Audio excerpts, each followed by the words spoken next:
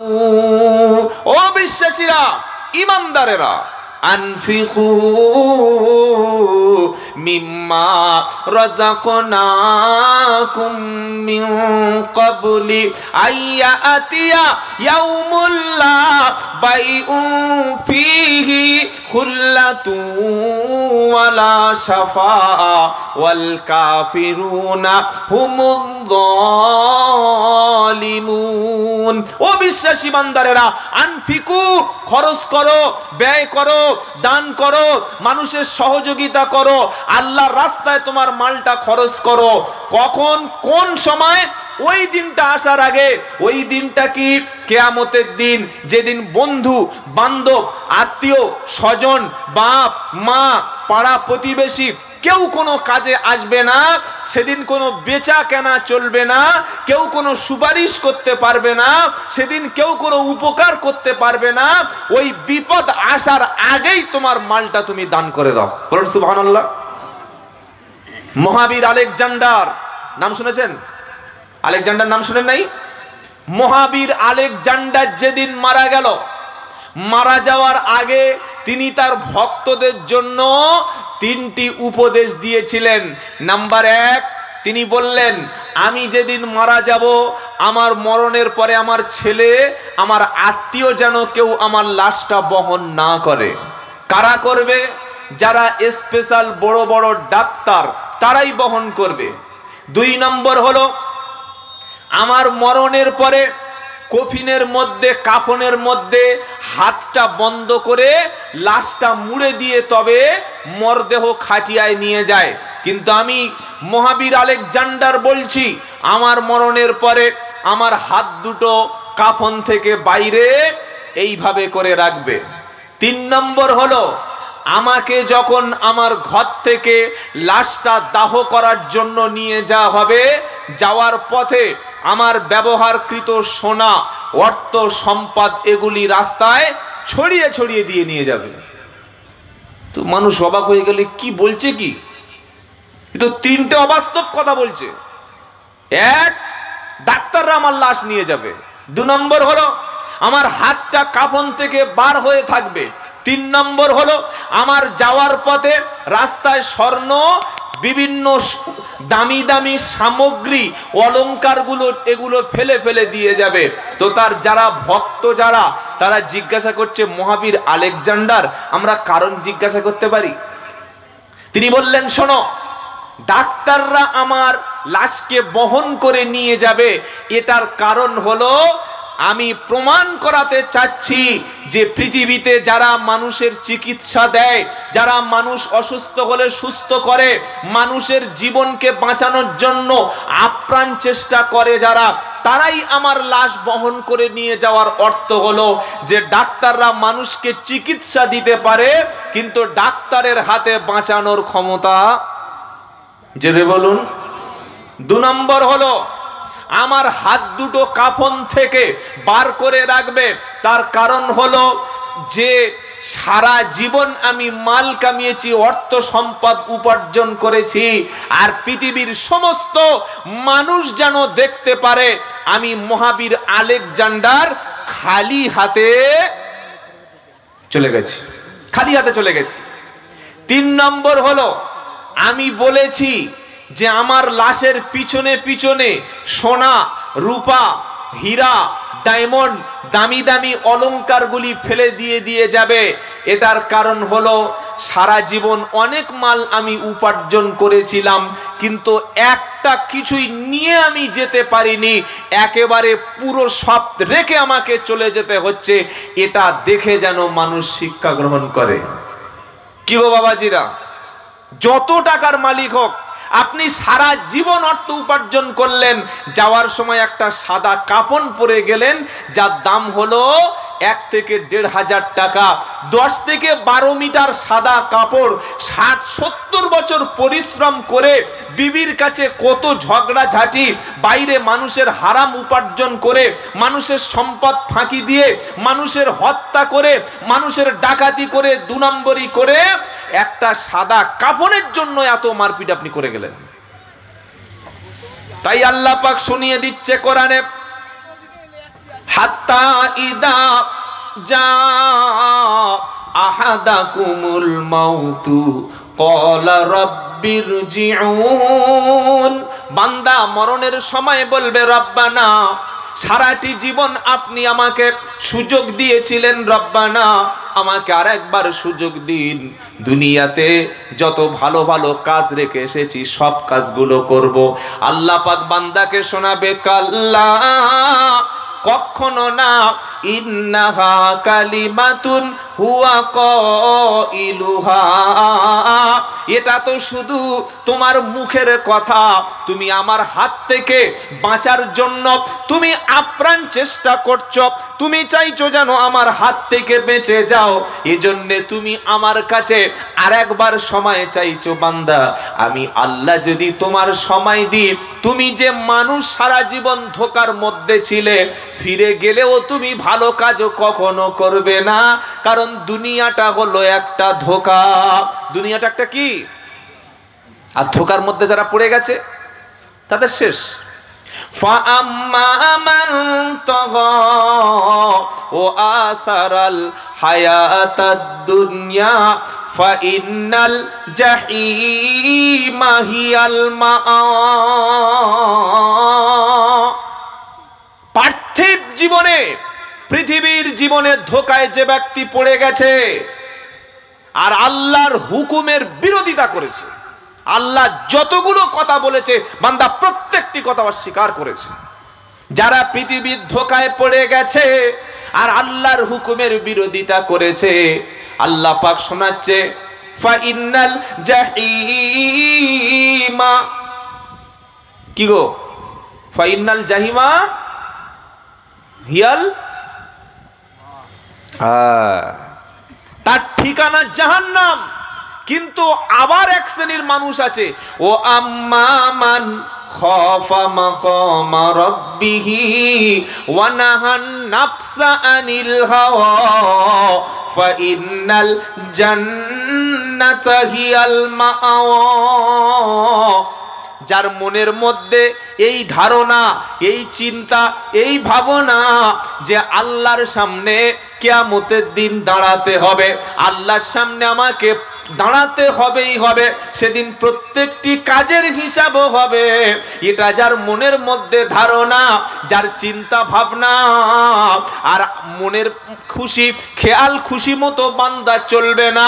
মন বলছে সুন্দর নারীটা যাচ্ছে, দেখে চোখের আশাটা মিটিয়ে নাও, মনটা সায় দিচ্ছে মাল খেয়ে নাও, মদ খেয়ে নাও, মন বলছে হারাম ইনকাম করো, অন্তর তোমাকে ধোঁকা দিচ্ছে, তুমি এই জীবনে বাঁচতে হলে সুদের মাল ছাড়া চলবে না।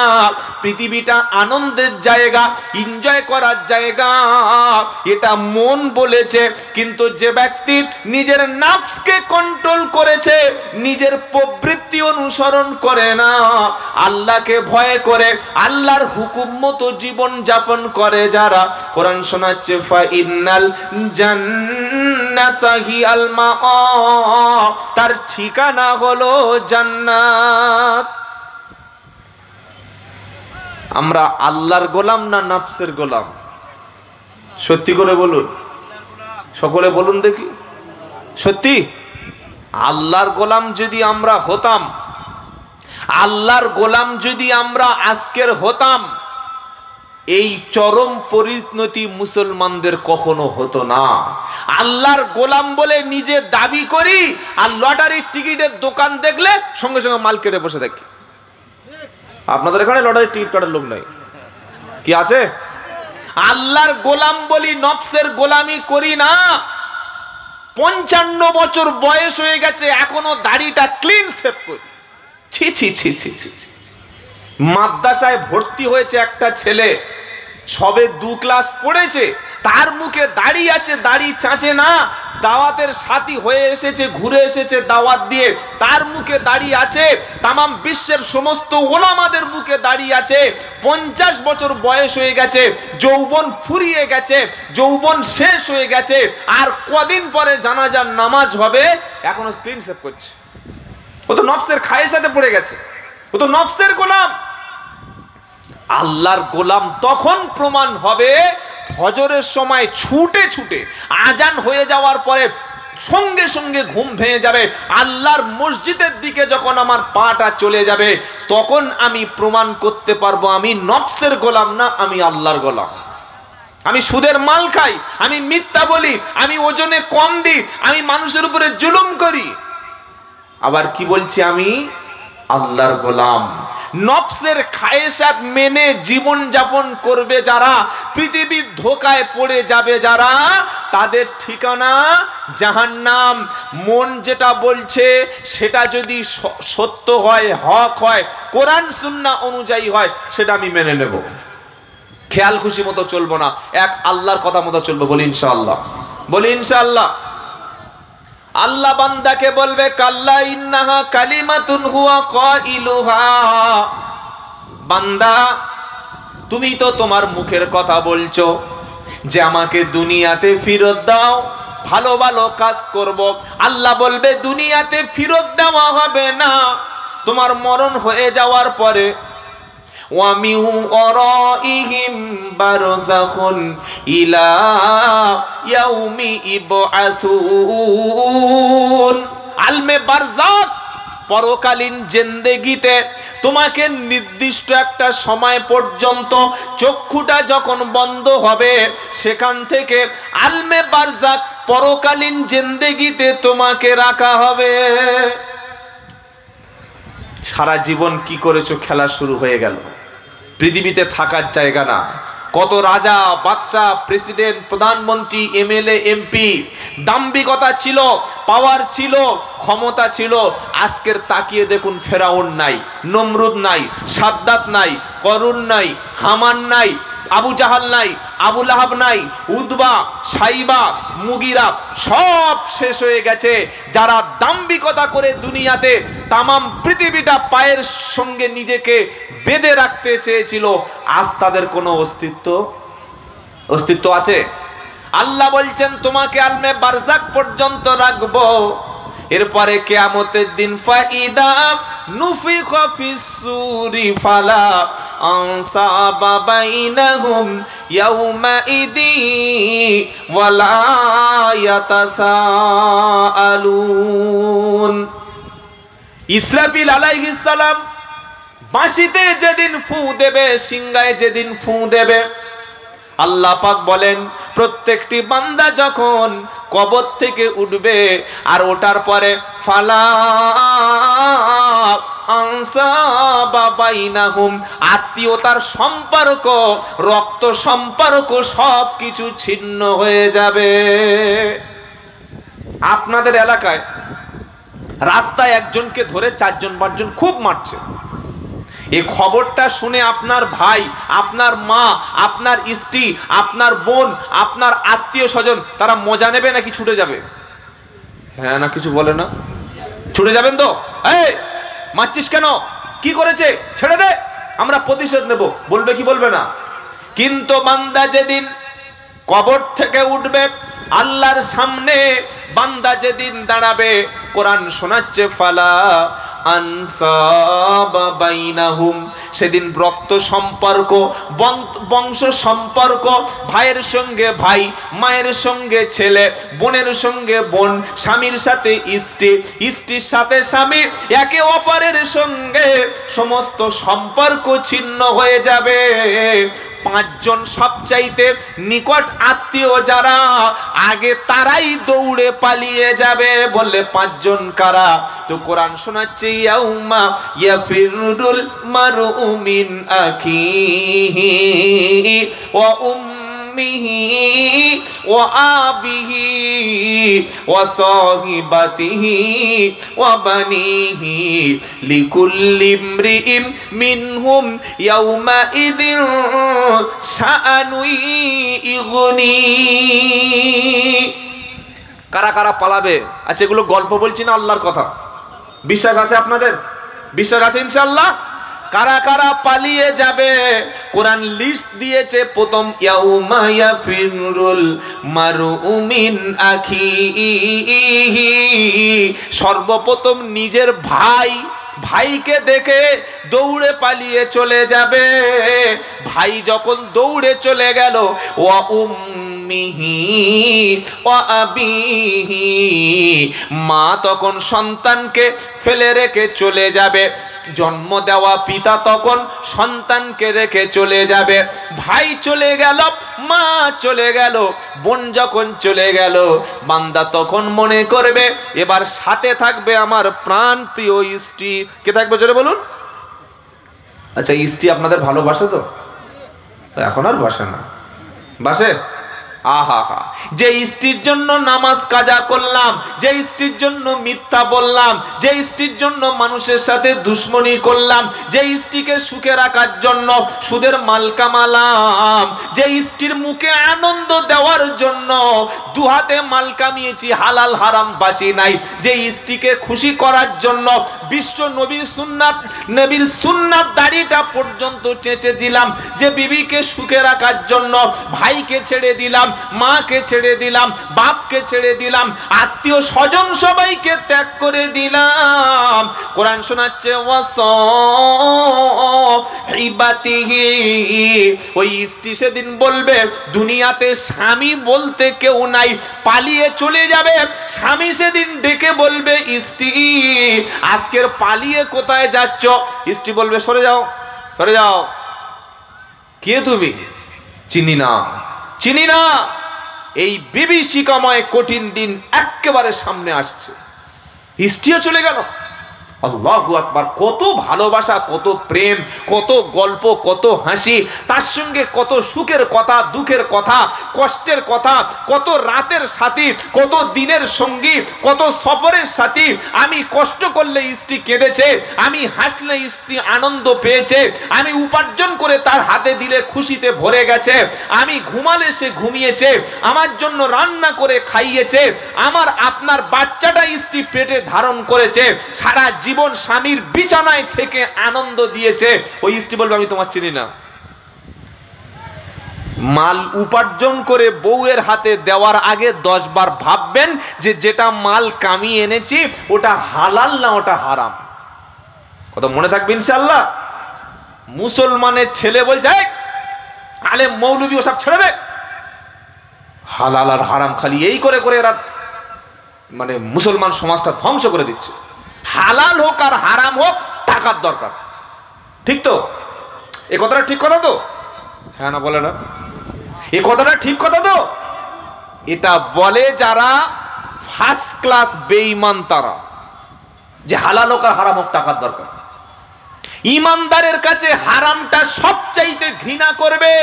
মুসলমানের সমাজ সুদের টাকায় মাল কামাচ্ছে, অবৈধ উপার্জন করছে, 2 নম্বরই উপার্জন করে বিবির হাতে টাকা দিচ্ছে আর বলছে হালাল হোক আর হারাম হোক, টাকার দরকার রে ভাই, টাকা ছাড়া পৃথিবী চলে। অথচ এই স্ত্রী কিয়ামতের দিন আপনার দুশ্মন হয়ে যাবে। স্বামী সেদিন বলবে, স্ত্রী আমি যে মাল কামিয়েছিলাম ওটা তো 2 নম্বর মাল ছিল, আমি একা খাইনি, তোমাকে তো খাইয়েছিলাম। কি গো, মাল কামাই আমি আর আনন্দ করে কে? ছেলেরা, মেয়েরা, স্ত্রীরা। স্বামী সেদিন বলবে, স্ত্রী মাল শুধু আমি কামিয়েছিলাম, তোমরা আনন্দ করেছো, দামি ঘর বেঁধেছিলাম, তোমরা এনজয় করেছো, দামি এলসিডি কিনে দিয়েছিলাম, তোমরা তার মধ্যে দেখে দেখে মজা নিয়েছো, আমি একা কেন আজকের বিপদে পড়ব? স্বামী বলবে, স্ত্রী পাপের বোঝাটা তোমরা একটু মাথায় করে বহন করো। কোরআন শোনাচ্ছে, ওয়ালা তাজিরু ওয়াজিরাতু উযরা উখরা। আল্লাহু আকবার! কি আশ্চর্য কথা! 22 পারা সূরা ফাতিরের 18 নম্বর আয়াত, একদম 13 নম্বর লাইনেতে সাফ শুনিয়ে দিচ্ছে, ওয়ালা তাজিরু ওয়াজিরাতু উযরা উখরা। কেউ কারোর পাপের বোঝা বহন, কি বললাম শুনতে পেয়েছেন? কেউ কারো পাপের বোঝা বহন করবে করবে। স্বামী তখন বলবে, স্ত্রী এখানে এসো, আমার পাপের বোঝা তুমি একটু মাথায় করে নাও, কারণ আমি তো উপার্জন করে তোমার হাতে মাল তুলে দিয়েছিলাম, তুমিও তো ভক্ষণ করেছো, তুমি মাল খেয়েছো, আমার সংসারের কষ্ট করা টাকা তুমিও তো সেগুলো ভোগ করেছিলে বিবি। আজকের কিয়ামতের দিন আমার পাপটাও তুমি অল্প করে বহন করো। কোরআন শোনাচ্ছে ওয়ালা তাজিরু ওয়াজিরাতু ইজরা উখরা ওয়া ইন তাদউ মুসকালাতুন ইলা হিমলিহা লা ইহমাল মিনহু শাইউন ওয়ালাউ কানা দা কুরবা।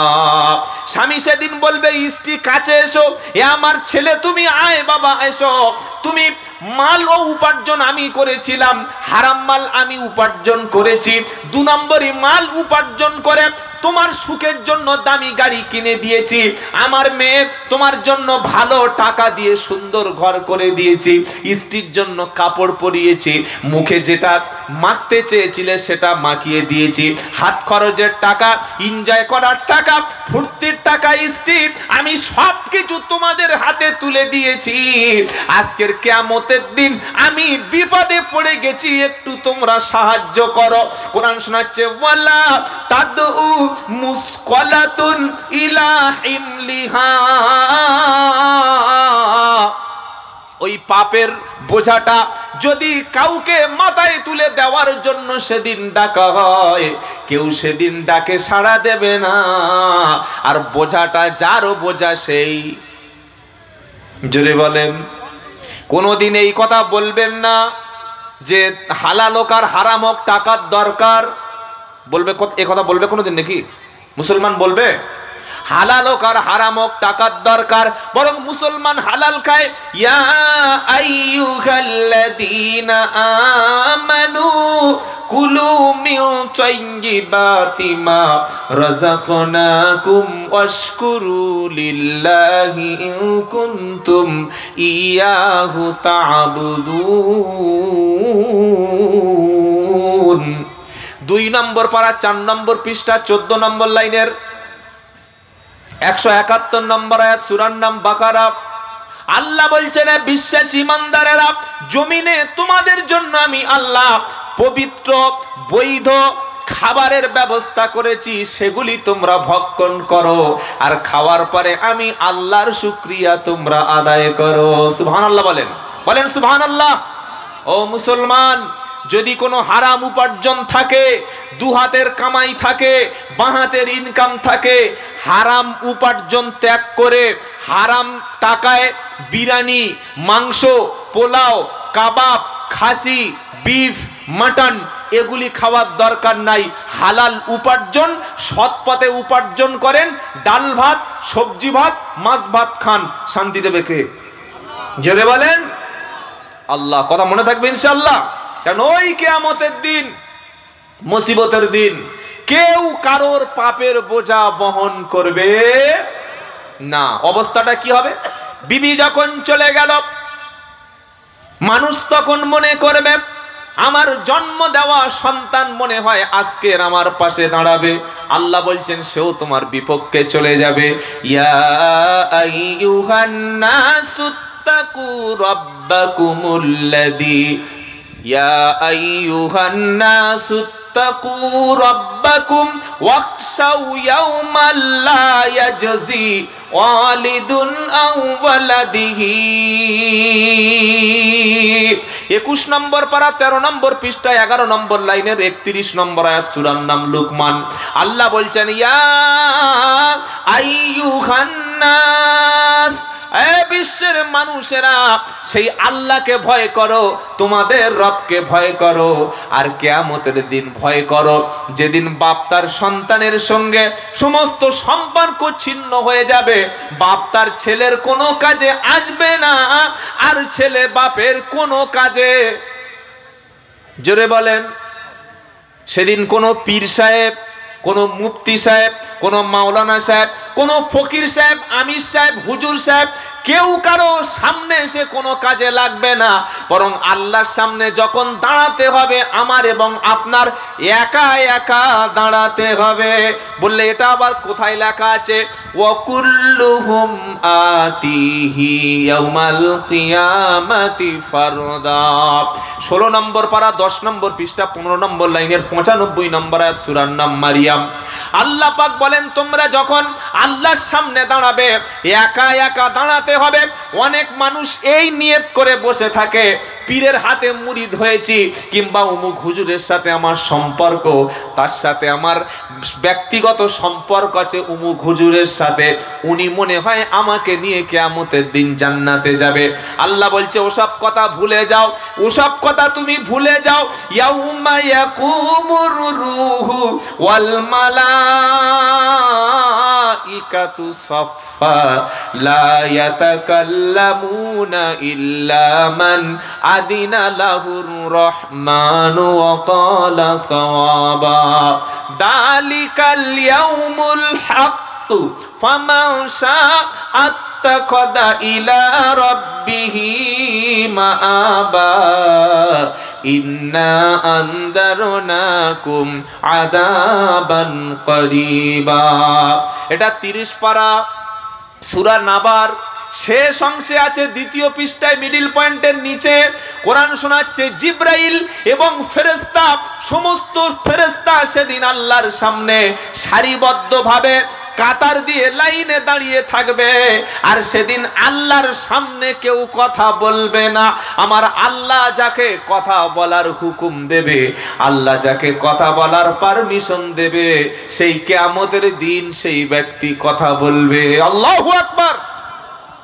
আপনি আল্লাহকে ছেড়ে দিয়েছেন, কোরআন ছেড়ে দিয়েছেন, আর কি ভাবছেন যে না কেউ আমাকে বাঁচিয়ে দেবে। এরকম মুসলমান আছে না নাই? নামাজ রোজা দিন ইসলাম কিছু পরোয়া করে না, সব কিছু ছেড়ে দিয়ে মাজার নিয়ে, কবর নিয়ে, পীর নিয়ে পড়ে আছে। তাদের অন্ধবিশ্বাস যে কেউ না কেউ কিয়ামতের দিন আমার পাশে আসবে। ওয়াল্লাহি আল্লাহর কসম করে বলছি, আপনি কোরআনটা পড়ুন। শিক্ষিত ছেলে যারা এসেছেন আমার যুবকেরা, তোমাদের অনুরোধ করে বলছি, আমি আব্দুল্লাহ জুবায়ের বলছি, আরবি কোরআন সারা জীবন পড়েছেন, আরো বেশি পড়ুন। তবে বাড়িতে একটা কোরআনের অনুবাদ রাখবেন, মাঝে মাঝে আরবি সহ বাংলা অনুবাদটা একটু পড়বেন। সূরা মারিয়ামের 95 নম্বর আয়াতটা পড়ুন। আল্লাহ বলছেন ওয়াকুল্লুহুম আতিহি ইয়াউমাল কিয়ামাতি ফারদা। সেই কিয়ামতের দিন আল্লাহর সামনে তোমাদের পৃথক একা একা একা সেদিন আল্লাহর সামনে দাঁড়াতে হবে।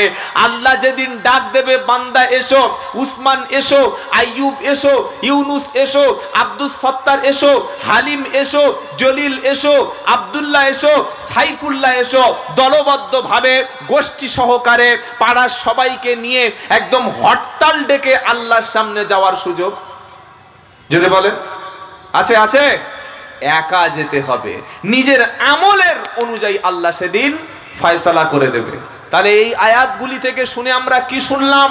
যে আমার সন্তান, আমার ছেলে, আমার বিবি, আমার বাচ্চা, আমার আত্মীয় স্বজন, এগুলি সব কিয়ামতের দিন আমার থেকে পালিয়ে চলে যাবে, সব পালিয়ে চলে যাবে। সম্পদও কোনো কাজে আসবে না। অনেক মানুষ শুধু মাল জমা করে আর মাল গণনা করে, মনে করে টাকা সম্পদ থাকলে তো সবকিছু হয়ে গেছে। কোরআন শোনাচ্ছে মাল জমিয়েছো যারা, তারাও সাবধান হয়ে যাও। ওয়াইলুল লিকুল্লি হুমাযাতিল লুমাযা আল্লাযী জামাআ মালান ওয়া আদ্দাদা ইয়াহসাবু আন্না মালাহু আখলাদা কাল্লা লায়ুমবাদান্না ফিল হুতামা ওয়া মা আদরাকা মাল। বলেন আর জানি না, তাই তো নাকি? কোরআনের সাথে আমাদের সম্পর্ক। 4টে সূরা মুখস্থ রেখেছে, ফালাক, নাস, আলাম তারা মানে সূরা ফিল, আর সূরা কুরাইশ। এই 4টে দিয়ে সারা জীবন নামাজ চালিয়ে আসছে। আল্লাহু আকবার। একটা কোরআন পড়ে না, নতুন কোন সূরা মুখস্থ করে না। এই জাতির কপাল আমি প্রথমে শুনিয়েছি, এমনি এমনি পড়েনি। যত বেশি কোরআন পড়বেন, যত বেশি কোরআন বুঝবেন, যত বেশি কোরআন গবেষণা করবেন, যত বেশি কোরআনের সঙ্গে সম্পর্ক করবেন, সম্মান আল্লাহ আরো উপরে তুলে দেবে। জোরে বলুন সুবহানাল্লাহ, জোরে বলুন না সুবহানাল্লাহ। সম্মান যদি বাড়াতে চাও, মর্যাদা যদি বাড়াতে চাও, কোরআনের সঙ্গে সম্পর্ক করো, আল্লাহ দ্বীনের সঙ্গে সম্পর্ক করো, নবীর সুন্নাত জীবনে ধারণ করো, আর এক আল্লাহর মোহাব্বত, আল্লাহর ভালোবাসা বুকের মধ্যে ধারণ করো। আল্লাহ আবার তোমাকে শ্রেষ্ঠ আসন দান করবে। জোরে বলুন সুবহানাল্লাহ। তুমি কোরআন ছেড়ে দিয়েছো, আমরা মসজিদ ছেড়ে দিয়েছি, রসুলকে ছেড়ে দিয়েছি, দ্বীনকে ছেড়ে দিয়েছি, তাই লাথি মার, আমাদের অপমান, জিল্লাতি, জেল, জুলুম, জরিমানা, মসজিদ, মাদ্রাসা, খানকা, কবরস্থান সব কিছু একটা একটা আমাদের থেকে ছিনিয়ে নেওয়া হচ্ছে। তার কারণ আল্লাহকেই আমরা ভুলে গেছি। সকলে আল্লাহকে ধরবো ইনশাআল্লাহ, ইনশাআল্লাহ বলেন। কোরআন ধরবো ইনশাআল্লাহ। বীর মুসলমান ধরো আল কোরআন, ফিরিয়ে আনো সেই হারানো সম্মান। সুবহানাল্লাহ বলতে মন চায় না? জোরে বলেন না সুবহানাল্লাহ। বীর মুসলমান ধরো আল কুরআন, বীর মুসলমান ধরো আল কুরআন, ফিরিয়ে আনো সেই হারানো সম্মান। আল্লাহু আকবার। আরবের জাহিল জাতি, বর্বর, অশিক্ষিত, ইললিটারেট, যারা চড়াতো ছাগল, যারা আরবের জমিনে বকরি চড়াতো, উট চড়াতো, যাদের কোনো আইডেন্টিটি, আইডিওলজি, পার্সোনাল কোনো সেলফ রেসপেক্ট ছিল না, এই ব্যক্তিগুলি যখন ইসলামে আসলো, কোরআন পড়লো, কোরআন বুঝলো, কোরআন মেনে নিল, এত শ্রেষ্ঠ মানুষ হয়ে গেল। আল্লাহ রাব্বুল আলামিনের রাসূল বললেন, আমার পরে শ্রেষ্ঠ যুগ হলো আমার সাহাবায়ে কেরামদের যুগ। জোরে বলুন সুবহানাল্লাহ। আর জাতি আলেমদের কথা মানে, আলেমদের কথা মানে না। মসজিদে ইমাম সাহেবকে সত্য কথা বলতে দেয় না। প্রত্যেকটা মসজিদে, আমি গতকাল, এটা আপনাদের বর্ধমান জেলা তো, কোন থানা? মেমারি থানা। আমি গতকাল ছিলাম বর্ধমানের কালনা। আমি ওখানে বলে গেছি যে প্রত্যেকটা মসজিদ এবং মাদ্রাসায় অসংখ্য কমিটির মধ্যে জালিম কমিটি আছে। মসজিদে লক্ষ লক্ষ টাকা ক্যাশে আছে, অথচ ইমাম সাহেবের বেতন দিচ্ছে 6 থেকে 7 হাজার টাকা। মাদ্রাসায় জায়গার অভাব নাই, মাদ্রাসার ক্যাশ বাক্সে টাকার অভাব নাই, আর শিক্ষকের বেতন দেওয়ার সময় ক্যাশিয়ার সেক্রেটারি শরীরে 104 ডিগ্রি ফারেনহাইট তার জ্বর এসে যায়। এই হচ্ছে আমাদের অবস্থা। ইমাম যদি একদিন ছুটি করে, ইমামের উপরে আমরা কথা বলি, কিছু মনে করবেন না। আমরা মনে করি মসজিদে ইমাম সাহেব রাখার মানে হলো মুরগি জবাই করবে, ছাগল জবাই করবে, বাচ্চার ভূত ধরলে ঝাড়ফুঁক করে দেবে, তিনি 5 ওয়াক্ত নামাজ পড়াবে, আর শুধু জুমার দিন উঠে একটু খুতবা দেবে, আমরা সেই সময় ঘুমাবো, আর নামাজ শেষ হয়ে গেলে দোয়া করে দেবে, ব্যাস খাবার, নামাজ শেষ, বাড়ির খাবারগুলি ইমাম সাহেবের কাছে পৌঁছে দেব, উনি খাবেন, জিকির করবেন, দরুদ শরীফ পড়বেন, মুরগি জবাই করবেন, ঝাড়ফুঁক করবে, আর মসজিদে থাকবে। এই হচ্ছে ইমামের দায়িত্ব, তাই তো নাকি? আরে হ্যাঁ না বলুন না। আমরা এতদিন ইমামকে মুরগি জবাই করার জন্য রেখেছি, বিয়ে পড়ানোর জন্য রেখেছি, কিন্তু ইমাম সাহেবকে আমরা কোনোদিন হালাল হারামের অর্থনীতিটা ইমামকে আমরা জুমার দিন বলতে দিইনি। আমি কোন পথে চললে আমার জীবনে শান্তি ফিরবে সেটা ইমাম সাহেবের কাছ থেকে পরামর্শ করিনি। আমার বাড়িতে মেয়ের বিয়ের জন্য ইমাম সাহেবকে দাওয়াত করেছি, কিন্তু বিয়ের সুন্নাত তরিকাটা, ইসলামী বিয়েটা কিভাবে হলে আমার সংসারে শান্তি হবে, একটা কনজুগাল, একটা স্বামী স্ত্রী, একটা কাপল, তারা দুজনে আনন্দ করবে, তাদের জীবনটা সুখময় হবে, এই বিষয়ে ইমাম সাহেবের কাছ থেকে ইসলামিক কনসেপশন আমরা নিনি। তাই আজকের অশান্তি, আমাদের আগুন জ্বলে গেছে। আমরা ব্যবসা করার জন্য হুজুরের কাছ থেকে তাবিজ নিয়ে আমরা ব্যবসা করেছি, কিন্তু ব্যবসার মানদণ্ডটা কেমন হবে, কিভাবে ব্যবসা করলে আল্লাহ খুশি হবে, কিভাবে ব্যবসা করাটা ইবাদত, এটা আমরা কখনো ইমাম সাহেবের কাছ থেকে পরামর্শ নিইনি। পরামর্শ নেব কিভাবে? 6,000 টাকা থেকে 7,000 টাকা বেতন ইমামের। তবে আপনাদের বর্ধমান জেলার মানুষ অনেক উন্নত এবং মেমারির মানুষ আশা করি আপনাদের ইমামদের মাইনে অন্তত মিনিমাম 15-20 হাজার টাকা করে আছে কি, তাই তো ইমাম সাহেবরা? কত কত মোটামুটি? আস্তাগফিরুল্লাহিল আযীম, নাউযু বিল্লাহি মিন যালিক। 2025 সালে দাঁড়িয়ে ইমামের বেতন দিচ্ছে 6000 টাকা। এর চাইতে লজ্জা মুসলমান জাতির জন্য কি হতে পারে? শুনে রাখুন, আমি আব্দুল্লাহ জুবায়ের বলছি, এরকম জলসা যদি মেমারি থানায় প্রতিদিন হয়, আপনার সমাজের, আপনার সন্তানের, আপনার সোসাইটির খুব একটা লাভ হবে বলে আশা করা যায় না। জলসারও যেমন প্রয়োজন রয়েছে, যোগ্য ইমাম রেখে মসজিদে আপনার সন্তান, আপনার ছেলে, আপনার মেয়ে তারা যেন দিন শিখতে পারে, ইসলাম শিখতে পারে, সুন্নাত শিখতে পারে, হালাল হারাম কোনটা তারা যেন জাস্টিফাই করতে পারে, শিরিক কোনটা, বিদআত কোনটা তারা যেন জানতে পারে, এমন যোগ্য ইমাম মসজিদে রাখুন। মিনিমাম 10 থেকে 15 হাজার টাকা বেতন দিয়ে আলেম, কারি, মুফতি, মৌলানা যোগ্য আলেমকে ইমাম করুন, আর যোগ্য আলেমকে জুমার দিন হক কথা বলার একটু পারমিশন দিন। ইমামের গলায় দড়ি দিয়ে হুজুর বলবেন না সুদের বিরুদ্ধে, কেন? ক্যাশিয়ার সাহেব উনি ইন্টারেস্ট অফিসার।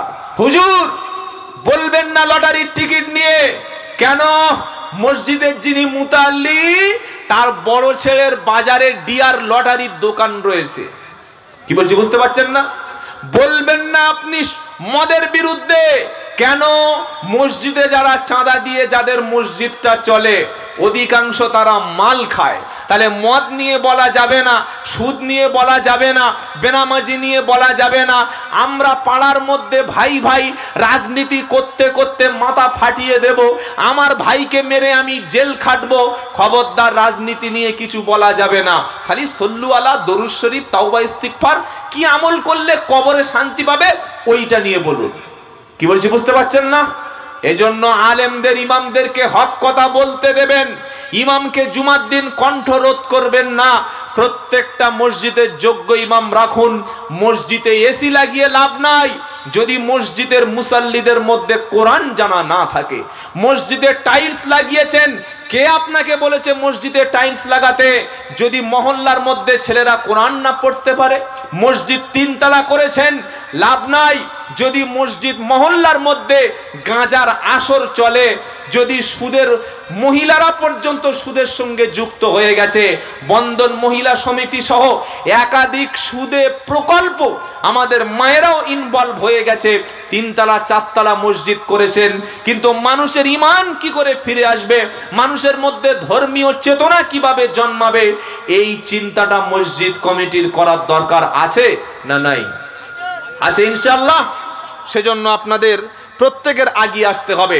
যেটা শোনাচ্ছিলাম, কিয়ামতের ওই কঠিন মুসিবতের দিনে কেউ কারোর কোনো উপকারে, কোরআনুল কারিমে তাই আল্লাহ পাক বলেন, ফালা আনসাবা বাইনাহুম ইয়াউমাইদি ওয়ালা ইয়াতাসাআলুন। কেউ কারোর খবর নেবে না। ইয়াউমাইদি ওয়ালা ইয়াতাসাআলুন, এমন কি কেউ কাউকে কিয়ামতের দিনে ইসরাফিল যখন সিংহায় বাঁশিতে ফুঁক দেবে, ওই কিয়ামতের দিন কেউ কারো জিজ্ঞাসা করবে না যে ভাই তুমি কেমন আছো। আহা, আল্লাহু আকবার। আপনি এখান থেকে যদি দিল্লি যান, কলকাতায় যান, হাওড়ায় যান, ব্যাঙ্গালোরে যান, কিংবা বাইরের কোন রাজ্যে যান, সেখানে গিয়ে যদি একটা বাংলা ভাষী লোক দেখতে পান, আমরা কি বলি? ও ভাই বাড়ি কোথায়? তো বললাম আমার বাড়ি এই দেবীপুর। দেবীপুর চেনেন তো আপনারা? দেবীপুর কি নাম? তো বললাম আমার নাম শওকাত আলী। ও আচ্ছা আচ্ছা, দেবীপুরে বাড়ি? আহা, আমার বাঙালি ভাই, আমার বাড়ির পাশের ভাই। বলি কি বলি না, ভাই তুমি কেমন আছো, কি খবর, বাড়ির সব খবর ভালো? আমরা এমনি বন্ধু বান্ধব কিছুদিন দেখা না হলে, আত্মীয় স্বজনের সাথে কিছুদিন আমাদের দেখা না হলে, আমরা দেখা হলে জিজ্ঞাসা করি না? কি বলি? ও ভাই কেমন আছো? আর আমরা কি বলি? এই কোনো রকমে কেটে যাচ্ছে, এটা বলি তো। কিন্তু মুসলমানের ভাষা কি? আলহামদুলিল্লাহ, আল্লাহ ভালো রেখেছেন। আজ থেকে কি বলবো? বলেন কি বলবো? আলহামদুলিল্লাহ, আল্লাহ ভালো রেখেছে। আল্লাহ পাক শোনাচ্ছে, দুনিয়ায় আত্মীয় স্বজন পাড়া প্রতিবেশী তোমাদের মধ্যে দেখা হলে একে অপরের খোঁজ খবর নাও, জিজ্ঞাসা করো, কিন্তু কিয়ামতের দিন ফালা আনসাবা বাইনাহুম ইয়াউমাইদি ওয়ালা ইয়াতাসাআলুন। কিয়ামতের দিন কেউ কারো জিজ্ঞাসা করবে না, ভাই তুমি কেমন আছো, বন্ধু তুমি কেমন আছো, জিজ্ঞাসা সেদিন করবে না। বললে কেমন হবে? তো কোরআন শোনাচ্ছে, ও আনদিরহুম ইয়াউমাল আজিফাতি ইদিল কুলুবু লাদাল হানাজিরি কাদিমিন মালিদ যালিমিনা মিন হামিমিন ওয়ালা শাফিউতা। এটা 24 নম্বর পারা 8 নম্বর পৃষ্ঠা 3 নম্বর লাইনের 18-19 নম্বর আয়াত সূরা মুমিন। কোরআন শোনাচ্ছে, কিয়ামতের সেই বিভীষিকার দৃশ্য যখন শুরু হবে, মানুষের কলিজাটা গলার কাছে যখন চলে আসবে, এই রকম ভয়ের পরিবেশ যখন তৈরি হবে, বন্ধু নিজের বন্ধু থেকে দূরে চলে যাবে। ভাই তুমি কেমন আছো, বন্ধু তোমার কি পরিণতি, এই সম্পর্কে কিয়ামতের দিন কেউ জিজ্ঞাসাবাদ করবে না। আল্লাহু আকবার। সেজন্য মুসলমান নিজের আমল ঠিক করে নিন, নিজের ঈমান ঠিক করুন, আল্লাহর উপরে ভরসা রাখুন। আল্লাহ যেন সেই কিয়ামতের দিন আমাদের সবাইকে নাজাত দান করে। সকলে জোরে বলুন আল্লাহুম্মা আমিন। যখন আত্মীয় স্বজন সব ছেড়ে যাবে, কেউ কারোর খোঁজ খবর নেবে না, এইবারে তার পরের আয়াতে সূরাল মুমিনুন আল্লাহ শোনাচ্ছে, এইবার আমি বান্দার আমলটা ওজন করব। কি করব বলুন? ওজন করা হবে। ফামান সাকুলাত মাওয়াজিনুহু ফাউলাইকা হুমুল মুফলিহুন। আল্লাহ পাক বলছেন, আমি যখন আল্লাহ কিয়ামতের দিন বান্দার আমল যেদিন আমি ওজন করব, যার নেকিটা, যার আমলটা, যার ভালো কাজটা ভারী হবে, সেই ব্যক্তি কিয়ামতের দিন সফল হয়ে জান্নাতে যাবে। জোরে বলুন না সুবহানাল্লাহ। প্রত্যেকটি আমল সেদিন ওজন হবে। এমন কোন আমল নেই যে আমলটা গোপন থাকবে। সূরা জিলজালায় আল্লাহ আবার বলছেন, ফামাইয়া আমাল মিসকালা দাররাতিন খায়রান ইয়ারা ওয়া মাইয়া আমাল মিসকালা দাররাতিন শাররান ইয়ারা। কেউ যদি সামান্য পরিমাণ, অণু পরিমাণ, বিন্দু পরিমাণ, ছোট্ট মাইক্রোস্কোপ যন্ত্র ছাড়া খালি চোখে যেটা দেখা যায় না, এই রকম আমলও যদি কেউ কিয়ামতের দিন দুনিয়াতে করে, কিয়ামতের দিন আমলটুকু বান্দার সামনে হাজির করা হবে। জোরে বলুন সুবহানাল্লাহ। প্রত্যেকটি ভালো আমল ওজন করা হবে। আর এই আমলের মধ্যে সবচাইতে ভালো আমল কার? যার চরিত্র ভালো, আখলাক ভালো, ভালো চরিত্রের মানুষ জান্নাতে যাওয়ার আগে দাবিদার হবে। জোরে বলুন না সুবহানাল্লাহ। আমরা নামাজ পড়ি, আবার গীবত করি, নামাজ পড়ি পরচর্চা করি, নামাজ পড়ি মানুষের সমালোচনা করি, নামাজ পড়ার সাথে সাথে স্বামী স্ত্রীর মধ্যে, ভাই ভাইয়ের মধ্যে, পাড়া প্রতিবেশীর মধ্যে ঝগড়া ঝামেলা বাঁধিয়ে দিই। নামাজ পড়ার পরেও আমি চুরির মাল ক্রয় করি, নামাজ পড়ার পরেও দোকানে বসলে মাশাআল্লাহ এই রকম বড় দাড়ি, আর ওজন করার সময় এত নিম্নমানের খারাপ মাল ওজন করে মানুষকে ঠকিয়ে দিই। মনে হয় পৃথিবীর কেউ দেখতে পায় না, কিন্তু দেখতে পায় কে? জোরে বলুন। তাই কিয়ামতের দিন আমাদের চরিত্র যাদের ভালো, আমাদের স্বভাব যাদের ভালো, আমাদের আখলাক যাদের ভালো, এই ভালো আখলাক ভালো চরিত্রের মানুষগুলির কিয়ামতের দিন আল্লাহ তাআলা আমলনামা ভারী করে দেবে। জোরে বলুন সুবহানাল্লাহ। মানুষের চরিত্র ভালো, মানুষের আখলাক ভালো, এটা বুঝবেন কি করে? ভালো আখলাকের মানুষ তারা যারা কখনো গরম মেজাজে কথা বলে না, এটা ভালো আখলাক। আর ইমানদারের একটা বৈশিষ্ট্য হলো ইমানদার ভদ্র হয়, নরম হয়, সভ্য হয়, ডিসিপ্লিন মেনটেন করে, মাথা গরম করে না। কেউ আপনাকে মারতে আসলে হট করে তার বিরুদ্ধে আপনি লেগে পড়ে ঝগড়া করে তাকে মেরে মাথা ফাটিয়ে দিয়েছেন, এটা ইমানদারের বৈশিষ্ট্য না। কারণ ইমানদারের বৈশিষ্ট্য কেমন? ওয়া ইবাদুর রহমানিল্লাযীনা ইয়ামশুনা আলাল আরদি হাওনা ওয়া ইযা খাতাবাহুমুল জাহিলুনা ক্বালু সালামা। 19 নম্বর পারা 4 নম্বর পৃষ্ঠা 6 নম্বর লাইনে 64 নম্বর আয়াত, সূরার নাম ফুরকান। কোরআন শোনাচ্ছে ইমানদারের বৈশিষ্ট্য হলো ইমানদার ব্যক্তি যখন দুনিয়াতে বিচরণ করবে তার চালচলন, তার ব্যবহার, আচার ব্যবহার নরম হবে, ভদ্র হবে। কেউ যদি তার সঙ্গে ঝগড়া করে, অশান্তি করে, কেউ যদি তার সঙ্গে তর্কে জড়িয়ে পড়ে, ইমানদার ব্যক্তি আসসালামু আলাইকুম ভাই সালাম দিয়ে সেখান থেকে চলে যাবে। ইমানদার কখনো ঝগড়াটে হয় না। জোরে বলুন সুবহানাল্লাহ। আবার ইমানদার ব্যক্তি কখনো বদ মেজাজি হয় না। কিছু মানুষ আছে না, প্রচন্ড মেজাজ খারাপ, কথা বললেই মেরে দেয়, এমনকি নিজের স্ত্রীর উপরে অত্যাচার করে, নিজের কাজের লোকের সঙ্গে কুকুরের মতো ব্যবহার করে, নিজের স্ত্রীকে মনে করে গোলাম, নিজের স্ত্রীকে মনে করে রান্নার জন্য, আমার সেবা করার জন্য বাড়িতে দাসী নিয়োগ করেছি। না ভাই, মেয়েরা আমাদের দাস না, মেয়েরা স্ত্রীরা স্বামীর গোলাম না, স্ত্রীরা কাজের মেয়ে নয়। আমারও যতটা অধিকার আছে সংসারে, আমার এবং আপনার স্ত্রীর ততটা অধিকার আছে। আপনার যতটুকু মর্যাদা, আপনার স্ত্রীর ততটুকু মর্যাদা ঠিক আছে।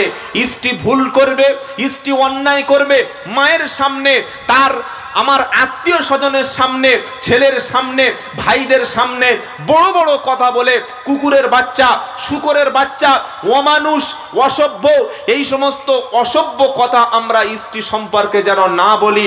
কারণ তারও পার্সোনাল একটা সেন্টিমেন্ট আছে, তারও পার্সোনাল একটা রেসপেক্ট বলে জিনিস আছে। আমরা স্ত্রীদেরকে আমাদের জীবন সাথী বলে মনে করব। ইমানদার ব্যক্তির চরিত্র যার ভালো, কিয়ামতের দিন তার আমলনামা তার তত বেশি ভারী হয়ে যাবে। জোরে বলুন সুবহানাল্লাহ। কয়েকজন সাহাবা বিশ্ব নবী মুহাম্মদ মুস্তাফা সাল্লাল্লাহু আলাইহি সাল্লামের চরিত্র সম্পর্কে আল্লাহর নবীর কাছে জিজ্ঞাসা করতে গেছে। গিয়ে বলেন, রাসূলের স্ত্রী আম্মা জান আয়েশা সিদ্দিকার সঙ্গে দেখা হলো। বলল, আমাদের মা রাসূল করিম সাল্লাল্লাহু আলাইহি সাল্লামের চরিত্র কেমন, তার আদর্শ আখলাক কেমন, কিছু বলুন।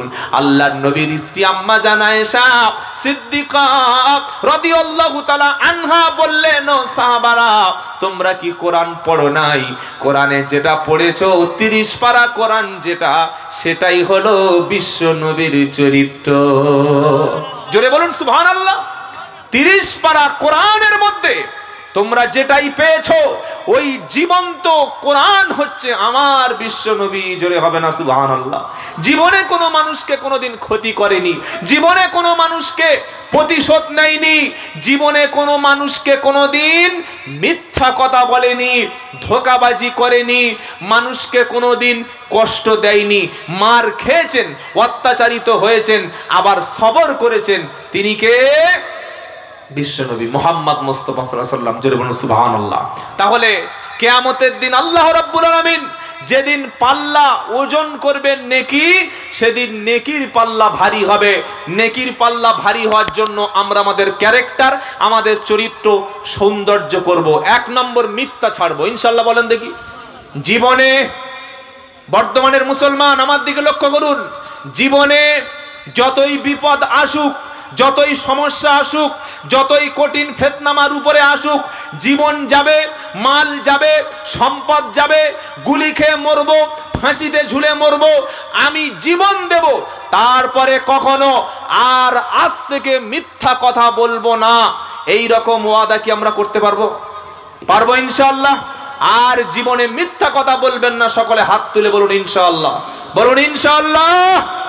আজ বিশ্বের মুসলমানের কাছে অমুসলমানরা আশা করে যে মুসলমানরা অন্তত মিথ্যা কথা বলে না, কিন্তু আমাদের সঙ্গে চলাফেরা করে, ব্যবহার করে, আমাদের সঙ্গে তারা আচরণ করে অমুসলিমরাও পর্যন্ত দেখে মুসলমানরা মিথ্যা কথা বলে। কেন তারা ইসলাম সম্পর্কে ভালো ধারণা রাখতে পারবে? 2 নম্বর হলো, জীবনে কোনোদিন কোনো মানুষকে জেনে বুঝে শুনে কাউকে ক্ষতি করবেন না। বলুন ইনশাআল্লাহ। কোন মানুষকে ক্ষতি করবেন না। আপনি মানুষকে ক্ষতি করছেন, আপনি একটা মানুষের উপরে জুলুম করছেন, আল্লাহর পক্ষ থেকে এমন মার, এমন ক্ষতি আপনার হয়ে যাবে, আপনি হিসাব বেলাতে পারবেন না যে কিভাবে হলো, কিভাবে ক্ষতিটা হলো। আপনি যে মানুষকে ক্ষতি করেছেন, আসমান থেকে ফয়সালা কিন্তু হয়ে যাবে। 3 নম্বর হলো, জীবনে কোনো মানুষকে কোনোদিন ধোঁকা দেবেন না। বলুন ইনশাআল্লাহ, জোরে বলুন ইনশাআল্লাহ। কারণ ইমানদার ব্যক্তি ওয়াদা রক্ষা করে, ইমানদার ব্যক্তি প্রতিশ্রুতি ভঙ্গ করে না। ইমানদার ব্যক্তির জবানটা এত দামি, মুখ দিয়ে যেটা উচ্চারণ করে সেটা ইমানদার ব্যক্তি অক্ষরে অক্ষরে পালন করে। ওয়াদা খেলাপ করা, প্রতিশ্রুতি ভঙ্গ করা, কাউকে কথা দিয়ে কথা ফেল করা, এ চরিত্র কোনোদিন ইমানদার মুসলমানের হতে পারে না। আল্লাহ তাআলা কিয়ামতের দিন আমাদের সবার নেকির পাল্লাকে যেন ভারী করে দেয়। সকলে জোরে বলুন আল্লাহুম্মা আমিন। তারপরের আয়াতে আল্লাহ রাব্বুল আলামিন বলেন, ওয়ামান খাফফাত মাওয়াজিনুহু ফাউলাইকাল্লাযীনা খাসিরু আনফুসাহুম ফি জাহান্নামা খালিদুন। এরপরে আল্লাহ বলছেন, যাদের পাল্লা ভারী হলো, যাদের আমলটা ভারী হলো, তারা তো সফল হয়ে জান্নাতে চলে গেল। তার পরবর্তী যাদের নেকির পাল্লা কম হবে, গুনাহের পাল্লা, পাপের পাল্লা যাদের ভারী হয়ে যাবে, তাদের নিজের ক্ষতি তারা নিজেরা করেছে, তারা হলো চিরস্থায়ী জাহান্নামী। মুসলমান, আমি যদি নামাজ না পড়ি, আমি যদি সুদ খাই, আমি যদি মানুষ খুন করি, আমি যদি প্রতিবেশীকে কষ্ট দিই, আমি যদি ভাইয়ের সম্পত্তি ভক্ষণ করি, আমি যদি মিথ্যা কথা বলি, আমি যদি আল্লাহকে, রাসূল করিম সাল্লাল্লাহু আলাইহি সাল্লামকে যদি ছেড়ে দিই, এর জন্য দোষ কি কাউকে দিতে পারবো? আমার আমল যদি কম হয়, গুনাহ যদি বেশি হয়, আমার ক্ষতি আমি নিজেই করেছি। তাই যাদের নেকির পাল্লা ভারী হবে না, কম হবে, কোরআন শোনাচ্ছে তারা নিজের ক্ষতি নিজেরা করেছে। আল্লাহ পাক তাদের শাস্তি কি দেবেন? তালফাহু উজুহাহুমুন নার ওয়া হুম ফিহা কালিহুন। এই পাপিষ্ট, বদনসিব, এই সমস্ত যাদের আমলের মধ্যে কোনো ভালো আমল নাই, নেকির পাল্লা যাদের হালকা হয়ে গেছে, গুনাহের পাল্লা যাদের ভারী হয়ে গেছে, এই ব্যক্তিগুলির কিয়ামতের দিন মুখে আগুন দিয়ে আল্লাহ সেদিন ঝলসে দেবে। আল্লাহু আকবার, নাউযুবিল্লাহি মিন যালিক। কিয়ামতের দিন পাপিষ্ট ব্যক্তির চেহারা, মুখ, সুরাত, তার স্ট্রাকচার, তার অবয়ব, তার ফেস, তার সুন্দর মুখমণ্ডলটা আগুন দিয়ে জ্বালিয়ে পুড়িয়ে ছাই করে দেওয়া হবে। মুখ কালো হয়ে যাবে, বাঁদরের মতো হয়ে যাবে, মুখের কোনো নূর থাকবে না, মানুষের আকৃতি, তার, জোরে বলুন, আকৃতি থাকবে না। কেন? কারণটা কি?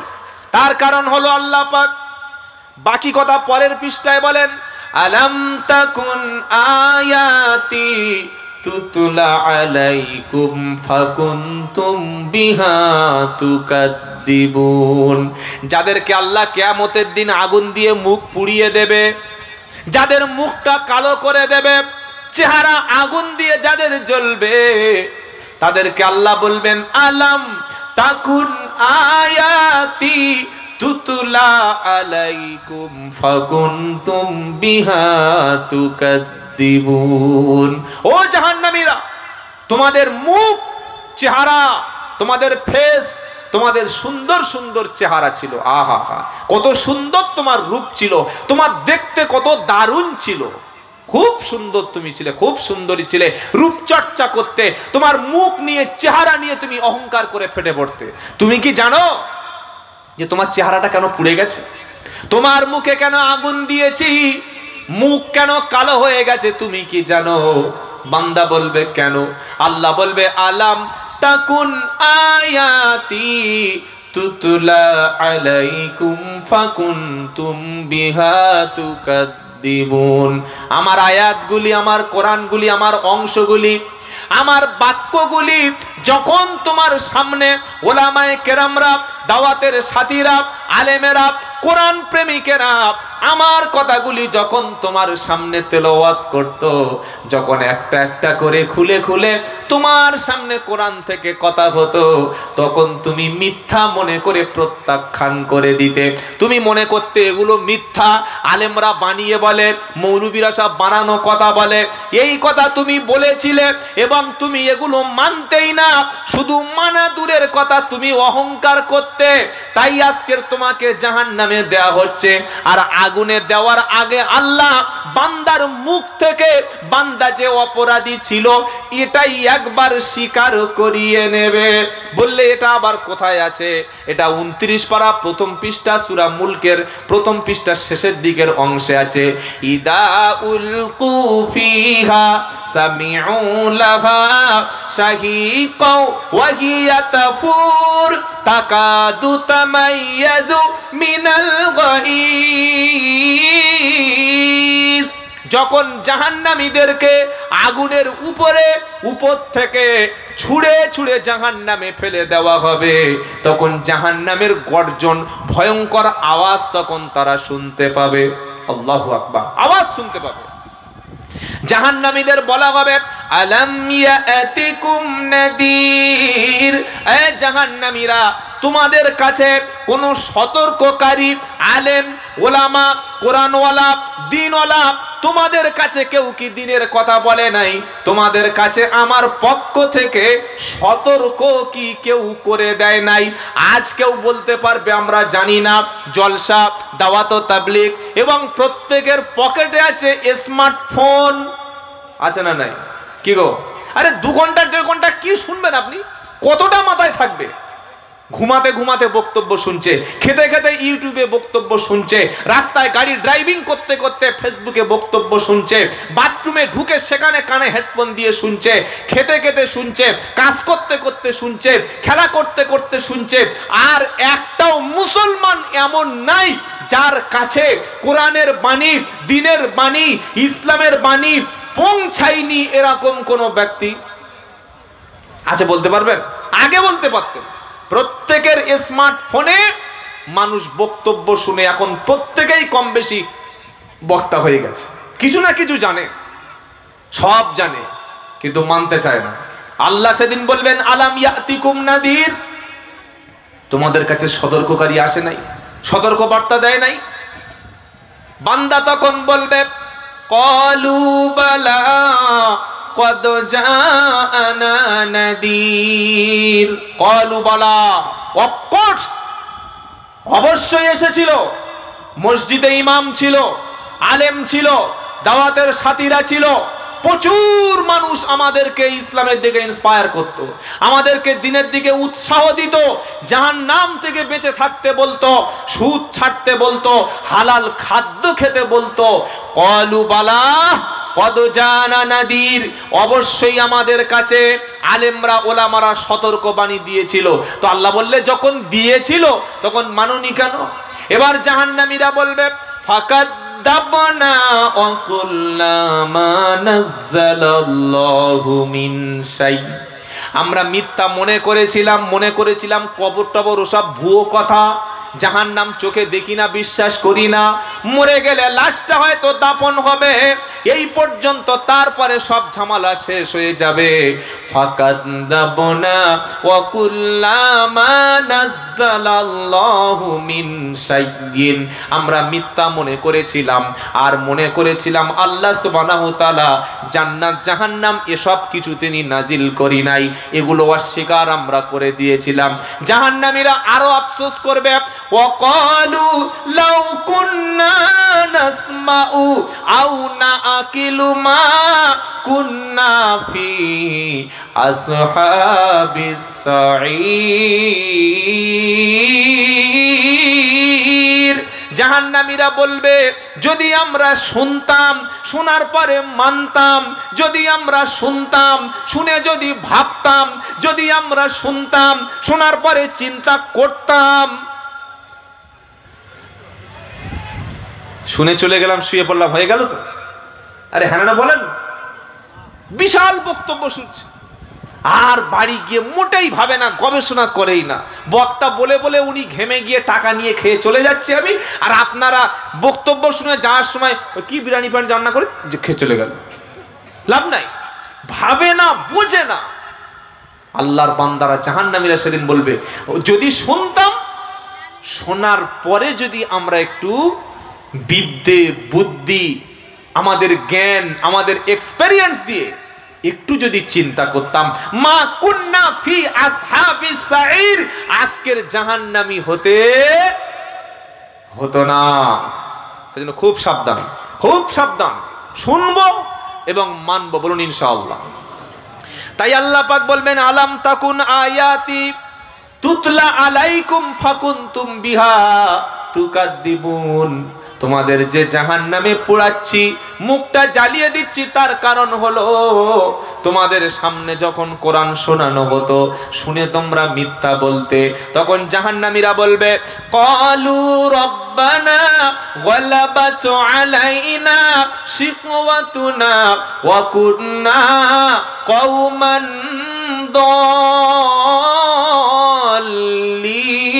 দাল্লিন। জাহান্নামীরা বলবে রব্বানা, আমাদের ভাগ্যটা খারাপ ছিল, আমরা দুর্ভাগ্যের মধ্যে পড়ে গিয়েছিলাম, আর আমরা পথভ্রষ্ট ছিলাম। আল্লাহ সত্যি আমরা ভুল করেছিলাম, ক্ষমা করে দাও। জাহান্নামীরা বলবে রব্বানা আখরিজনা মিনহা ফাইন উদনা ফাইন্না যালিমুন। বলবে রব্বুল আলামিন আল্লাহ, এই কঠিন আগুনের মধ্য থেকে আমাদেরকে বার করে দাও।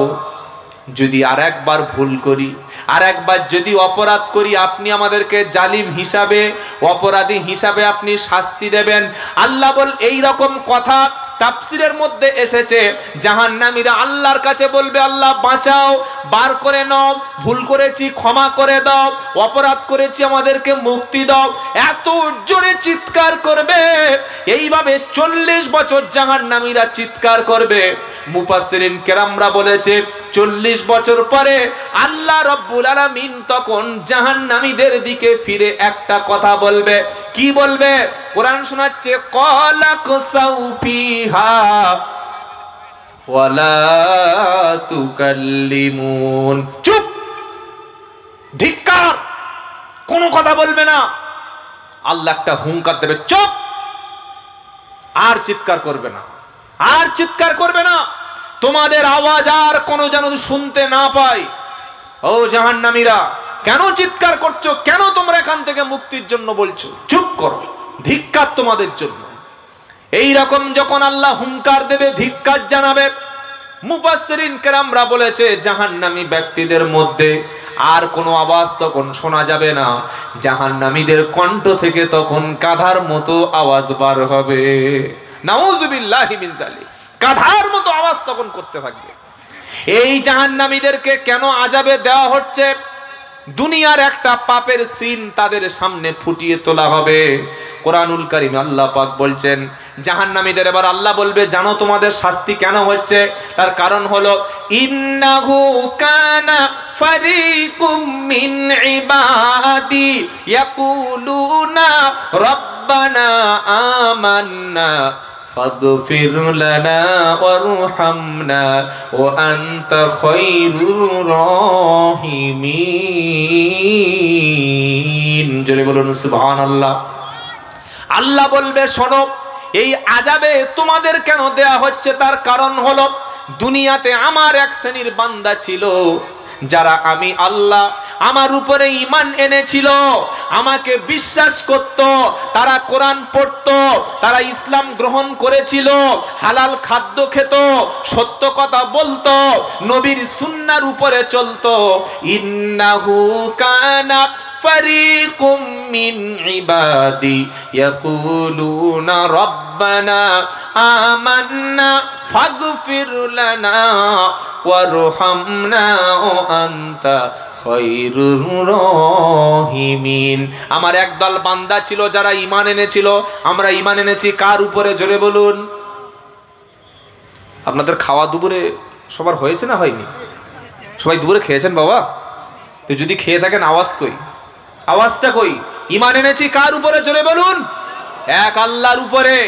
আল্লাহকে না দেখে বিশ্বাস করেছি, আল্লাহকে না দেখে আমরা ভয় করি, তাই আমরা মুসলমান। আল্লাহ বলবেন একদল বান্দা ছিল দুনিয়াতে যারা বলতো রব্বানা আমান্না ফাগফির লানা, আল্লাহ তোমার উপরে ঈমান এনেছি, তুমি আমাদের ক্ষমা করো, তোমার কাছে ক্ষমা চাই, আর তুমি তো উত্তম দয়ালু, আমাদের পাপটা কে ক্ষমা করবে? পৃথিবী না জানুক আমি তো জানি কি পাপ করেছি হায়। পৃথিবী না জানুক আমি তো জানি কি পাপ করেছি হায়। আমারও পাপের করলে বিচার, আমারও পাপের করলে বিচার, বাঁচার উপায় নাই আমার। দয়াময় আল্লাহ ক্ষমা করো আমার। পৃথিবী না জানুক আমি তো জানি কি পাপ করেছি হায়। সকলে আল্লাহর কাছে ক্ষমা প্রার্থনা করবো, বলি ইনশাআল্লাহ, বলি ইনশাআল্লাহ। আর এই জাহান্নামে বান্দাদের আল্লাহ বলবে শোনো, একদল বান্দা ছিল যারা বলতো আল্লাহ তোমার উপরে ঈমান এনেছি, আল্লাহ তোমার উপরে বিশ্বাস করেছি, ফাগফির লানা ওয়ারহামনা ওয়া আনতা খায়রুর রাহিমিন। ওগো আল্লাহ তুমি ক্ষমা করো, তুমি দয়া করো, তুমি তো উত্তম দয়ালু। কি গো ভাই, যারা আমরা ঈমান এনেছি, 5 ওয়াক্ত নামাজ পড়ি, রমজানে রোজা করি, ভালো কাজ করার পরেও আল্লাহর কাছে আমরা পাপের জন্য ক্ষমা চাই কি চাই না? চাই কি চাই না? আল্লাহর কাছে ক্ষমা চাই। আল্লাহ তখন জাহান্নামীদের বলবে, ও জাহান্নামীরা, আমার একদল বান্দা ছিল যারা ঈমানওয়ালা, যারা তাহাজ্জুদ কাজা করত না, দিনের বেলা মানুষের কাছে দাওয়াত দিত, দিনের বেলা কোরআন সুন্নাহ অনুযায়ী চলতো, আর রাতের আধারে চোখের পানি দিয়ে সেজদায় তারা নিজের গুনাহটা মাফ করে নিত। সুবহানাল্লাহ বলেন, বলেন সুবহানাল্লাহ। আজ দুনিয়ায় আমরা যারা মুসলমান বলে দাবি করি, ইমানদার বলে দাবি করি, আমরা কাঁদি না, আল্লাহর কাছে চাই না, দিনের বেলা গরুর মতো মোষের মতো খেয়ে রাত্রে বেলা দুম্বার মতো ঘুমিয়ে পড়ি, কখন সকাল হচ্ছে কখন সন্ধ্যা হচ্ছে খবর নাই। এটা মুসলমানের চরিত্র না। মুসলমানের চরিত্র হলো খাবে, ঘুমাবে, সাথে সাথে নিজের ভাই, নিজের কম, নিজের জাতি, নিজের সোসাইটি, নিজের দেশ, নিজের এলাকা, নিজের ভাই, নিজের ভ্রাতৃত্ব, মানবতা নিয়ে চিন্তা করে যারা প্রকৃত মুসলমান হলো তারা। আমি খাবো, বাচ্চা খাবে, বিবি খাবে, দামি ঘর হবে, জীবনটা আরাম আয়েশে কেটে যাবে, এ চিন্তা করলে বিশ্বনবী মোহাম্মদ মুস্তাফা সাল্লাল্লাহু আলাইহি সাল্লামের সোনার পালঙ্ক, সোনার ঘর, স্বর্ণের বিশাল বড় একটা প্রাসাদ নির্মাণ করে দেয়া হতো। হতো কি হতো না? বিশ্বনবী সে চিন্তা করেনি। উম্মাত জাতিকে নিয়ে ভাববে, উম্মাত তার ভাইকে নিয়ে ভাববে, উম্মাত তার সোসাইটিকে নিয়ে ভাববে। আপনি নিজে লেখাপড়া শিখুন, আপনার সন্তানকে লেখাপড়া শেখার ব্যবস্থা করুন, সাথে সাথে এলাকার মধ্যে যদি অশিক্ষিত থাকে কোরআন জানা ব্যক্তি না থাকে, কোরআনহীন ব্যক্তি থাকে, দিন জানে না, ইসলাম বোঝে না, আল্লাহ চেনে না, রসুল চেনে না, আপনার কাজ শুধু এখানে না, বাড়িতে গিয়ে প্রত্যেকটা বাড়িতে বাড়িতে, প্রত্যেকটা মহল্লায় মহল্লায়, প্রত্যেকটা সোসাইটিতে, প্রত্যেকটা এলাকাতে শিক্ষার আলো, কোরআনের আলো, দ্বীনের আলো যাতে পৌঁছে যেতে পারে, এজন্য যদি আপনি কাজ করতে পারেন তবেই হবেন আল্লাহর কাছে আপনি শ্রেষ্ঠ জাতি। যেটা বলুন সুবহানাল্লাহ। সারাদিন উপার্জন করে 2000 টাকা মাল কামিয়ে রাতে গরুর মতো খেয়ে শুয়ে পড়েছে, নাকের আওয়াজে একদম জেসিবি ফেল, এত ভয়ঙ্কর আওয়াজ, ভাবে না, ভাবনা চিন্তা করে না। আর বিশ্বনবী মুহাম্মদ মুস্তাফা সাল্লাল্লাহু আলাইহি সাল্লাম তখন নবুয়ত পাননি, নবীর বয়স সবে 40, তিনি হেরা গুহায় গিয়ে বিশ্বের মানবতাকে নিয়ে ভাবছিলেন। জোরে বলুন সুবহানাল্লাহ। তিনি দেখতে পাচ্ছেন হেরা গুহার পাহাড়ের চূড়া থেকে কাবা শরীফ, আল্লাহর ঘরে 360টা মাবুদের আরাধনা চলছে। তিনি দেখতে পাচ্ছেন মদের আড়ত চলছে, সুদ চলছে, হারাম চলছে। এই দৃশ্য দেখে বিশ্বনবী চুপ থাকতে পারে? আল্লাহর নবী চিন্তা করছেন, ওগো আল্লাহ, এই মানব জাতিকে কি করে একটা ভালো রাস্তা দেব, কি দিয়ে এদের পরিবর্তন করব, আমি মানব জাতিকে, পথ ভোলা জাতিকে কি করে আমি হেদায়েতের পথে আনবো? আমার আল্লাহ বললেন, হাবিব, তোমার হাতে আমি অস্ত্র তুলে দিলাম। ওটা তরবারি তুলে দিয়েছিলেন, তাই তো?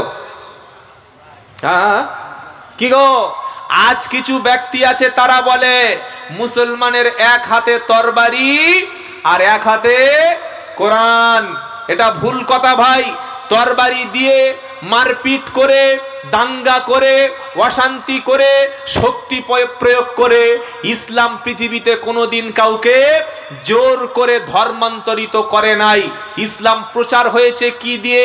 রসুলের আখলাক, রসুলের চরিত্র, রসুলের ব্যবহার, রসুলের মাধুর্যতা, রসুলের মধ্যে আল্লাহ রাব্বুল আলামিন সাল্লাল্লাহু আলাইহি সাল্লাম এমন সুন্দর আখলাক, এমন সুন্দর চরিত্র দিয়েছেন, এই মুসলমানদের আদর্শ চরিত্র দেখে অমুসলিমরা তারা ইসলাম কবুল করেছে। জোরে বলুন সুবহানাল্লাহ। আর কি, আল্লাহর নবী সমাজ পরিবর্তন করেছিলেন। উটের রাখাল, ছাগলের রাখাল জাতিকে, চোরদের, ডাকাতদের, ধর্ষকদেরকে শুধুমাত্র কোরআনুল কারীম দিয়ে, কোরআন সাজিয়ে, কোরআনের কথাগুলো সমাজে প্রচার করে আরবের জাতিকে, বর্বর আইয়ামে জাহেলিয়াতের জাতিকে শ্রেষ্ঠ একটা জাতিতে আল্লাহ রসুল তুলে দিয়েছিলেন। জোরে বলুন সুবহানাল্লাহ। সেই কোরআন আজ ঘরে আছে না নাই? আছে না নাই? ও মুসলমান, শপথ নাও, কোরআন পড়বো, বলুন ইনশাআল্লাহ। বলুন ইনশাআল্লাহ। কোরআন শিক্ষা করাবো, বলুন ইনশাআল্লাহ। আজকের মাদ্রাসা দখল হচ্ছে, মাদ্রাসা ভাঙছে, আমরা চিৎকার করছি সর্বনাশ হয়ে গেল গো, মাদ্রাসা দখল করে নিল গো। কিন্তু মুসলমান, ওই মাদ্রাসা বাঁচানোর জন্য আমরা কাদের ছেলে পুলে মাদ্রাসায় দেখতে পাই? এতিম, বিধবা, অসহায়, গরিব, দুস্থ, ঠিক মতো খাওয়া হচ্ছে না, বাড়িতে বদমাইশি করছে, স্কুল থেকে পালাচ্ছে, স্কুলে পড়ছে না, এরকম অ্যান্টি সোশ্যাল ব্যক্তিকে নিয়ে, ছেলেকে নিয়ে মাদ্রাসায় দিয়েছি। 100-র মধ্যে 99টা মাদ্রাসায় যারা আমরা ছাত্র দিই একেবারে অপদার্থ, অযোগ্য, সমাজ বিরোধী, আর কোনো জায়গায় হবে না বললে সেই তো মানুষ করা যাচ্ছে না, এবার নিয়ে হুজুরদের কাছে দিয়ায় যদি একটা জানোয়ারটা মানুষ করতে পারে। কি বলছি বুঝতে পারছেন না? অথচ উচিত ছিল প্রত্যেকটা বাড়িতে একটা করে আলেম বানানো। প্রত্যেকটা বাড়িতে যদি আলেম থাকতো, আজ মুসলমান আলেম আমাদের গাইড করবে, ওলামারা আমাদেরকে পথ দেখাবে। দিনের রাহাবাত তো ওলামায়ে কেরাম, হালাল হারাম, জায়েজ না জায়েজ, সত্য আর মিথ্যার পার্থক্যটা ওলামা সমাজ আমাদের পথ দেখাবে। আজ আমরা জাতি আলেমদের নেতৃত্ব ছেড়ে দিয়েছি, আমার আলেমের সঙ্গে সম্পর্ক নাই। তাই এখনো সময় আছে, এখনো কোরআন আছে, মাদ্রাসা রয়েছে। নিয়ত করুন আপনার সন্তান অবশ্যই একটা যোগ্য আলেম তৈরি করবেন, বলুন ইনশাআল্লাহ। বলুন ইনশাআল্লাহ। আলেম হয়ে অনেকে মনে করি আলেম হয়ে শুধু মাদ্রাসায় চালাবে, মসজিদ ইমামতি করবে। না ভাই, এমন আলেম তৈরি করুন, আলেম হওয়ার পরে তিনি ডাক্তারও হতে পারবেন, তিনি মাস্টারও হতে পারবেন, তিনি সমস্ত সোসাইটিতে কাজ করতে পারবেন। তবে আপনার সন্তানের প্রথম যে শিক্ষাটা আপনি দেবেন, ওই শিক্ষাটার নাম হচ্ছে ফরজ কোরআন, ফরজ ইলম। ইলমের ফরজ জ্ঞান যদি তাকে আপনি দিতে পারেন, ইনশাআল্লাহ আপনার সন্তানটা কুপথগামী হবে না। জোরে বলুন সুবহানাল্লাহ, জোরে বলুন সুবহানাল্লাহ। নবীজির হাতে জিব্রাইল অস্ত্র তুলে দিচ্ছেন। অস্ত্রটা তরবারি না, অস্ত্রটা বোমা না, বন্দুক না, অস্ত্রটা কোনো হিংসার মরণাস্ত্র না। জিব্রাইল এসে বিশ্ব নবীর হাতে প্রথম যে অস্ত্র তুলে দিলেন, বললেন ইকরা বিসমি রাব্বিকাল্লাযী খালাক খালাকাল ইনসানা মিন আলাক ইকরা ওয়া রাব্বুকাল আকরাম আল্লাযী আল্লামা বিল কলম আল্লামাল ইনসানা মা লাম ইয়ালাম। জোরে বলুন সুবহানাল্লাহ। আল্লাহর পক্ষ থেকে প্রথম যে কিতাবটা, প্রথম যে বাক্যটা, প্রথম যে সেন্টেন্সটা, প্রথম যে আয়াতটা বিশ্ব নবীর উপরে আল্লাহ পাক পাঠালেন।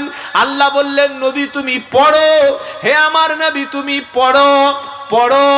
নবী বললেন, মা আনা বিকারিইন। হাদিস বুখারীর আম্মা জান আয়েশা বলছেন, নবীজি বললেন আমি পড়তে জানি না। আবার জিব্রাইল বললেন ইকরা, পড়ুন।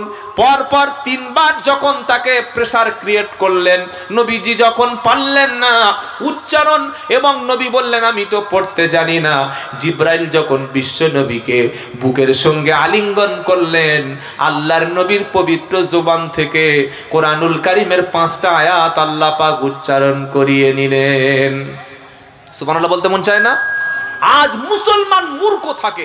সবচাইতে বড় অবাক লাগে, আমাদের ছেলেগুলি অর্থ উপার্জন করার জন্য কুয়েত, কাতার, জর্ডান, মিশর, মুম্বাই, গুজরাট, বিভিন্ন রাজ্যে বিভিন্ন দেশে আমার সন্তানকে পাঠিয়ে দিচ্ছি।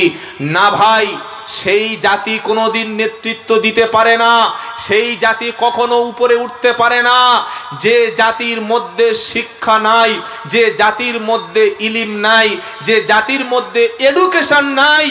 আজকে আমাদের সন্তানদের যদি আমরা সুশিক্ষায় শিক্ষিত না করতে পারি, যদি আমার ছেলে না পড়াশোনা করে, আমার মেয়ে যদি লেখাপড়া না শেখে, কখনো সমাজে নেতৃত্ব দিতে পারে না। আপনারা দেখবেন, এটা সজাগ কনসাস হওয়ার জন্য বলছি, নির্বাচন আসলে সবচাইতে বেশি মারা যায় মুসলমানেরা। কেন মরে? অন্য কমিউনিটির মানুষ মারে না, মুসলমানদের মুসলমান বেশি মারছে। বিশেষ করে মুর্শিদাবাদ, আমাদের 24 পরগনার ভাঁড় এলাকা। ভাঁড় নাম শুনেছেন তো? শুনেছেন সবাই? আহা হা, কত পবিত্র জায়গা, কত পিসফুল জায়গা। ভাঁড় মানে খবরের চ্যানেল খুললেই ভাঁড়। কেন? শিক্ষা থেকে, ইলিম থেকে, জ্ঞান অর্জন থেকে পিছিয়ে, তাই মার খেতে খেতে আমরা শেষ হয়ে যাচ্ছি। কারোর দিকে আঙ্গুল তোলার আগে আগে দেখুন যে আপনি রসুলের ওই কথাটা ফলো করেননি কি। জিব্রাইল সেদিন রসুলকে দিয়েছিলেন, তুমি পড়ো, তোমার স্কুল তৈরি করো, কলেজ তৈরি করো, ইউনিভার্সিটি তৈরি করো, মাদ্রাসা তৈরি করো, আর সব শিক্ষা দেওয়ার আগে আগে আগে বুকের মধ্যে আল্লাহর কোরআনকে তুমি ধারণ করো। করবো ইনশাআল্লাহ, যদি বলেন ইনশাআল্লাহ। এক হলো আমাদের ক্ষমতা আয়ন, আমাদের মাথা তুলে দাঁড়ানোর জন্য 1 লাগবে পড়া, আর 2 লাগবে কলম। কি লাগবে? যদি বলেন, আজ আপনার হাতে কলম নাই, আপনার এলাকায় বিডিও, এসডিও, আপনার এলাকায় থানার ওসি, আইসি, হাইকোর্টের বিচারপতি, সুপ্রিম কোর্টের বিচারপতি, যারা জাজমেন্ট করছে, জাজ যারা রায় দিচ্ছে, আমাদের হাতে কলম নেই বলে যা খুশি সেটাই তারা রায় দিয়ে যাচ্ছে। কিছু করার আজকে থাকবে না, কারণ আমরা পড়াশোনাকে ছেড়ে দিয়েছি আর কলম ধরাওকে ছেড়ে দিয়েছি।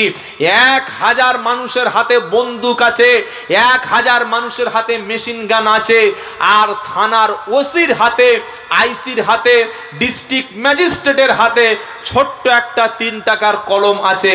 বলুন তো ভাই, 1000 ব্যক্তির হাতে রাইফেলের ক্ষমতা বেশি না ওই পাওয়ারফুল ব্যক্তি যিনি ক্ষমতার শীর্ষে বসে আছেন তার একটা কলমের দাম বেশি?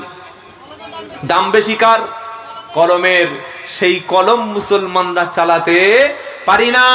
লক্ষ টাকা উপার্জন করে হজে যাচ্ছি, হজ করতে যাওয়ার আগে, পাসপোর্ট করার সময়, ভিসা নেওয়ার আগে পাসপোর্ট অফিসার যখন আমাদেরকে বলছে চাচা হজে তো যাচ্ছেন, একটা সই করুন, তখন আমরা কি বলি? না, আমি আমার টিপ দেওয়া ছাড়া আমি সই করতে পারছি না। এটা আমাদের ব্যর্থতা।